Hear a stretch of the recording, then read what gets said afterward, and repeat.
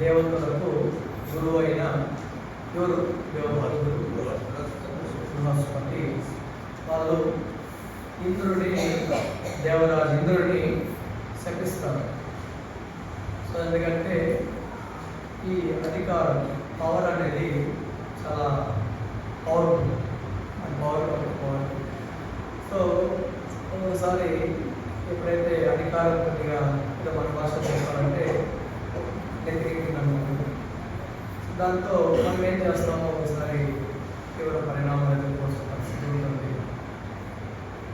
ఏదో కారణంతో ఇంద్రుడు వాళ్ళ గురువు బృహస్పతి వాళ్ళని కొద్దిగా ఇన్సల్ట్ చేయడంగా బిహేవ్ చేయడంతో ఆయన బృహస్పతి దేవరాజు ఇంద్రుడిని శపిస్తాడు. అది ఏం శపిస్తాడంటే ఇంకా ఆలోచన ఎగ్జాంపుల్ చెప్పుకుంటారు. నువ్వు ఇంద్రాసనంలో ఉన్నావు, కానీ నీ ప్రవర్తన సరిగా లేదు. దీనికి రీఫార్మేషన్ కావాలి, రీఫార్మేషన్ చేయాలి. దానికి ఏమవుతుందంటే పందిగా పుట్టు అనేసి శపిస్తాను.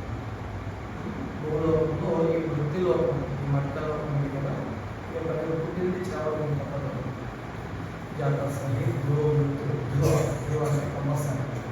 సో అనేసి ఈ వృత్తిలోకంలో నువ్వు పందిగా పుట్టు అనేసి శపిస్తాను. సో ఇంకా మన ఇంద్రుడు ఇక్కడ భూలోకంలో పందిగా పుట్టి అలా పోతూ ఉంది. అక్కడ ఇంద్రలోకంలో రాజులే కదా,